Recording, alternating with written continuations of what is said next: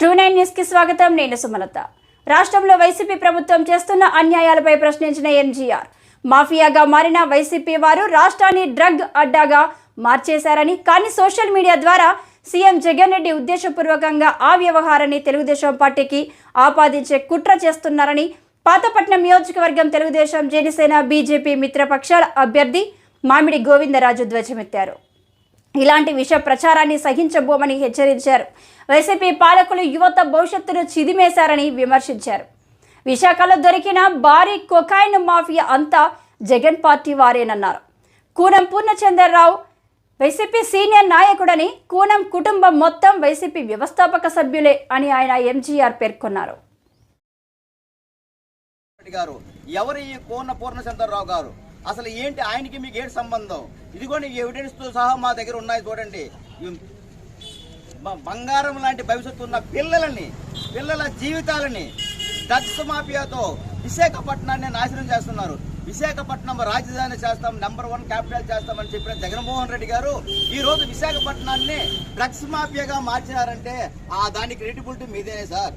ఈ రోజు విశాఖపట్నం కానీ ఆంధ్రప్రదేశ్ లో వచ్చిన ఇండస్ట్రీస్ అన్ని తరలిపోతే ఈ రోజు విశాఖపట్నానికి ఆంధ్రప్రదేశ్ కి డ్రగ్స్ మాఫియాని, గంజాయి మాఫియాగా వైన్ సంబంధించిన షిప్ లెక్కల పేరుతో భూమ్ అని పేరుతో మీరు ఆంధ్రప్రదేశ్ ని పునరుద్ధరిస్తున్నారంటే ఎంత పరిసారి.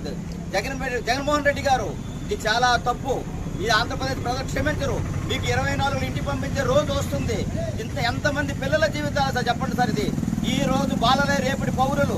ఆ పౌరులు ఈ భారతదేశం వాళ్ళ మీద ఆధారపడి ఉంది. మీరు చేసిన పని ఏంటి సార్? ఇది దీనికి ఎవరు బాధ్యులు? ఈయనెవరు? విజయసాయి రెడ్డి గారు, పూర్ణచంద్రరావు గారు. ఈయనెవరు? బ్రెజిల్ అధ్యక్షుడు మీరు చేసిన విజయసాయి రెడ్డి గారు.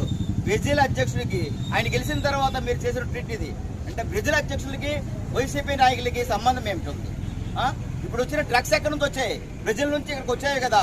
దీనికి ఎవరు కారణం? దీన్ని మేము తీవ్రంగా ఖండిస్తున్నాం. ప్రజలు కూడా దీన్ని తీవ్రంగా ఖండిస్తున్నారు. మీకు బుద్ధి చెప్పే టైం ఆసన్నమైనది. మిమ్మల్ని ఇంటికి పంపించే టైం ఆసన్నమైంది. ప్రజలారా మేల్కొనండి. ఇలాంటి ప్రభుత్వాన్ని, ఇలాంటి నాయకులని, మన జీవితాలతో ఆడుకున్న నాయకులని, మన పిల్లల భవిష్యత్తుతో ఆడుకున్న నాయకులని తరిమి కొడతామా? రండి, కలిసి రండి. మళ్ళీ ఈ ఆంధ్రప్రదేశ్ ని స్వర్ణాంధ్రప్రదేశ్ గా మార్చుకుందాం.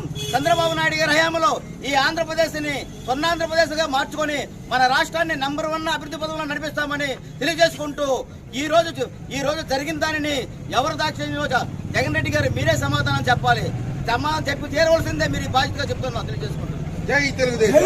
జై తెలుగుదేశం. జై తెలుగుదేశం. జై తెలుగుదేశం.